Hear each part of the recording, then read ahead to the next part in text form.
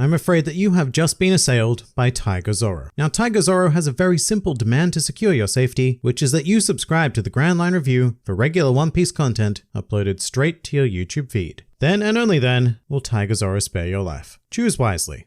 Hello and welcome to the Grand Line Review, your source for everything One Piece. And today I'd just like to have a bit of a discussion on Wano thus far, and I want to do this because 2020 I think is going to be an absolutely massive year for One Piece. I mean, it already has been, with but a single chapter, but I think that 2020 is also going to benefit largely thanks to everything that 2019 and the late stages of 2018 have set up for it. And isn't that just insane to think about? The manga has been publishing the Wano arc since July 2018, and it only just now feels like we're getting to the serious end. Wano is an arc unlike any other in the series, and I don't think it's going to be easily comparable to any other segment of story in One Piece. It's been a very unique kind of adventure, with a lot of incredible highs and some definite low points, let's not kid ourselves there. And I think it's very important to identify both, to really give us a good idea of what Wano has been so far. This might also be a very good time to mention that this discussion is going to be very centered around the events of the manga rather than the anime, because the anime has really only just begun to scratch that surface of Wano, so there will most definitely be manga spoilers for you anime-only watchers. My apologies, but I can say at the very least that you have a very interesting ride ahead. But to begin, I think it's important to note that Wano has adopted an individual method of storytelling whereby the arc has been divided into acts. And this isn't something that's particularly new. I mean, every arc in the series can be broken down into an act structure or a Johaku methodology, but Wano has made particular use of distinguishing these points to the audience, which I personally feel has been a brilliant move for a long-form arc. Breaking Wano down into acts has made this great adventure feel much more manageable, and I think it's really helped to relieve that potential arc fatigue. And for comparison's sake, when we look at say Dressrosa or Whole Cake Island, this act structure was obviously embedded into the core narrative, but it is not immediately apparent to the reader. And as a result, it just feels like one big long slog of story, especially in the case of Dressrosa. So I think that Oda has really learned from those experiences, and he's crafted an arc that gives us little points of celebration like, yay, we made it through to the end of Act 2. And not only that, but he's also included intermission chapters that give us some very serious hype information about the outside world, so it very effectively breaks up the monotony of just seeing the Wano landscape and characters for a year and a half straight at this point. So in regards to the overall structure, I honestly believe that Wano has been the most successful mega arc attempted by Oda thus far. I think he really has learned from the experiences of Dressrosa and Whole Cake Island, and he's continuing to revolutionize long-form manga storytelling. With that said, Wano is far from perfect, and I do have minor storytelling issues, and you know what, it's probably best to go through these by an act-by-act basis. So starting with Act 1, I think that this was very solid for the most part. It began with a very classic adventure kickoff with Luffy alone and discovering the landscape of this very stunning location. One of the most visually intriguing islands Oda has ever put to page, actually. Even when we're seeing shots of wastelands and factories, I still can't help but be captivated by the visuals of Wano. And I think that that has very much helped to sustain my long-term interest in the arc, in the same way that Whole Cake Island's crazy Disney vibe contributed to that, and as opposed to Dressrosa, which, you know, looked a bit plain in comparison, and that very much became a detriment for an arc with over 100 chapters. But Act 1 immediately bombarded us with some amazing stuff, like Luffy reuniting with Zoro, Basil Hawkins was brought into the mix in a key role, and the other half of the Straw Hats had some time to be featured, and it ended pretty spectacularly with Luffy versus Kaido, which is a conflict I don't think that many of us were expecting to happen so early on. I mean, it very much harks back to classic One Piece where Luffy would face a villain early and lose, only to make a comeback later. And here I'm thinking about stuff like Crocodile on Alabasta or Rob Lucci on Water 7. In the modern era, Luffy doesn't tend to do this. So oddly enough, it caught me off guard, and it provided such a dramatic beat drop when Kaido one-shot him, and that completely changed the tone of the arc, and so was a very nice full stop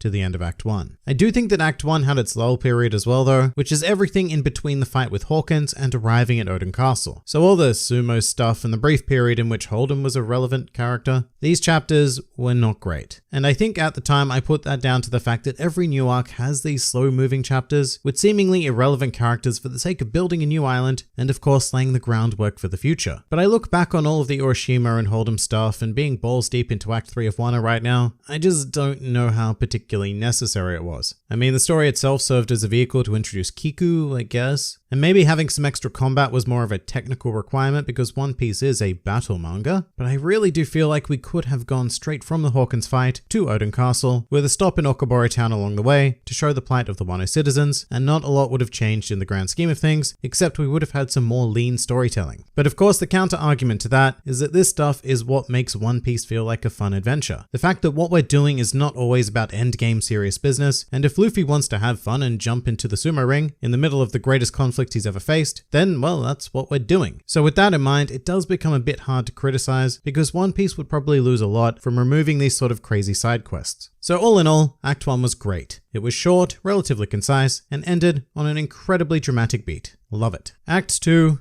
maybe not so much. Now, to be fair, I think there are very few stories in the world where you could point to Act 2 as a favorite element. This portion of the story has the job of setting everything up for the eventual big payoff in the next act, and it doesn't have the shiny new feeling that the introductory act gives you. So it can become a bit tedious, especially reading week to week, and I think Act 2 did give us a lot of that. Probably one of my biggest gripes about Act 2 is its focus on the prisoner mine, because that's where Luffy spends most of it, which is fine for a bit, but the location became very fatigue-inducing for me, especially when we had chapter after chapter of Luffy using the Great Sumo Inferno or whatever it was to train his armament haki. Which brings up another thing actually, because one of the best things about One Piece is that it really sets itself apart from other shonen in that it does not do training arcs. Luffy either learns what he needs to in the heat of battle, such as with Katakuri and observation haki, or it happens off screen like developing Gear Second or the entire 2-year time skip. And for the first time since the series began, a lot of this prisoner mine stuff, and even after Luffy got out, felt like a bit of a training arc for him. And it's not to say that it was bad,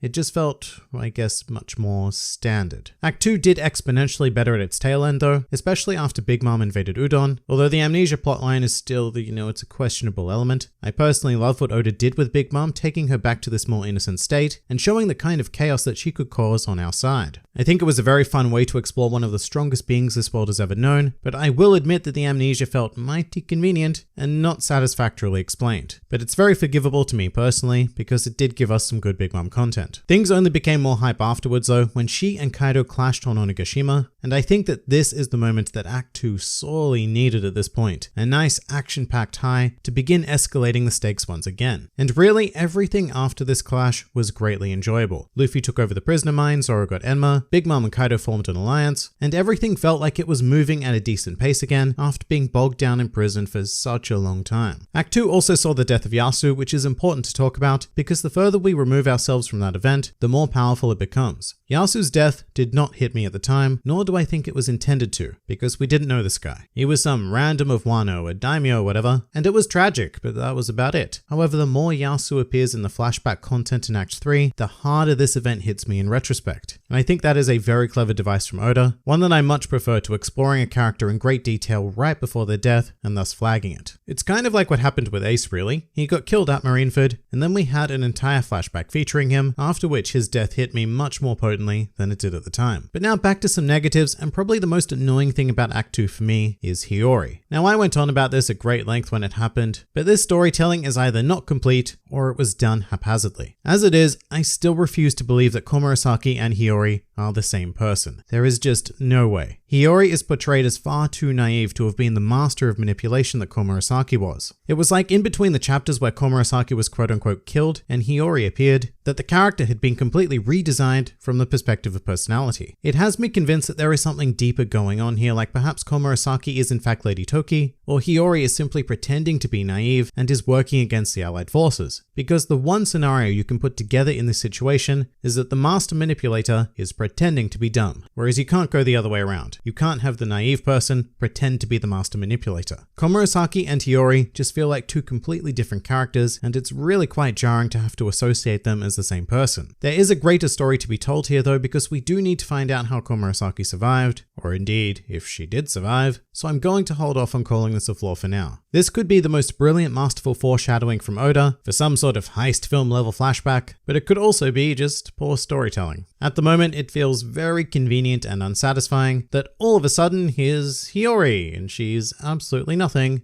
like she was originally introduced to us as. Some other great things about Act 2 though, pretty much anything with Zoro and Sanji was amazing. Sanji got to use the raid suit and wreck page 1, which even though it was a short fight I loved, and Zoro got to go up against Kamazo, who turned out to be killer, in another short but glorious battle, and Zoro and Sanji even got to reunite and team up in one of my favorite panels of the entire arc, where they came together to protect Toko. So Act 2 had a lot to offer us, but I do think it will be remembered as the more lackluster act of Wano at the completion of the story, because it just felt so slow for the majority of its tenure, and in the end it just had the unenviable job of setting up all of the pieces for future payoff. Now briefly moving into Act 3, we aren't too many chapters into it, but it is by far my favorite act of Wano so far. which is ridiculous because at the moment the bulk of it is a flashback featuring Kozuki Oden. But this is a very special flashback. One that takes the entire fabric of the series that has been woven in over 2 decades and celebrates it with this very charismatic figure. And of course, it's particularly difficult to ignore the glory that is seeing Roger land on Laugh Tale and actually finding the One Piece, instantly becoming one of the most iconic moments in the series and propelling Act 3 of Wano into the stratosphere of greatness. There is not one thing I can flaw about Act 3 thus far, and I hope that Wano only gets better from this point on, because after the flashback, the bulk of this emotional undercoat will be dealt with, and we will use that as a backdrop to go into what promises to be one of the greatest battles this series has ever seen. But sadly, that is all I really have to say about Act 3 at the moment, because, we're not very far into it. And honestly, like I said, I can't flaw it at all thus far. So I'm really excited to see where 2020 takes it, concluding the flashback and moving back into modern day. That's not quite all there is to Wano though, and one thing I'd like to make special mention of is Oda's masterful use of characters throughout the arc thus far. Wano is a mega beast of important world figures, as well as island-specific characters, and I don't know how he does it, but they are all handled in such a very satisfying way. Like, as much as I feel like I always want more from figures like Drake or Hawkins, Oda keeps them invested enough to keep that interest going, but with that wonderful layer of mystery still attached. One more negative I will say though, is in regards to the Straw Hats. Because we've now been in Wano for a year and a half of real time, and we still have not seen all of the Straw Hats in the same place, yet alone the same panel, despite the fact that they're all here. All together for the first time since sailing to Dressrosa. So that feels a bit not great, because it's like the Straw Hats have become an auxiliary element of their own story, and I'm just waiting for the day when we get that entire crew panel, which surely has to happen soon. One thought I've had is that Oda might be purposely waiting to showcase this, waiting for Jinbei that is, so that when he gets added into the mix, we can have our ultimate post-time skip Straw Hat group panel. Still, at the moment, I'm really craving that entire crew dynamic, and Wano has not delivered on it as of yet. But all in all, as much as it does have its minor faults, many of which presented themselves in Act 2, Wano has been a very successful story thus far in my opinion. There aren't many people who are capable of weaving such a grand adventure, and even if there are faults from time to time, they are very forgivable in the long run, and now I eagerly await the conclusion of this mega arc. But that pretty much does it for this Wano in review discussion thing. If you enjoyed this video and the content this channel produces in general, then please do consider donating to the Grand Line Review Patreon, because the support of all of you amazing people is what continues to make this channel possible. And if you'd like to see more videos like this but applied to other anime and manga series, then please do check out my second channel New World Review for all of your wider needs. And if you'd like to join the fun at any time, then please do head over to my Discord server, where a wide array of shenaniganry takes place on a daily basis. And finally, please do comment with your thoughts on Wano thus far. This has been the Grand Line Review, and I'll see you next time.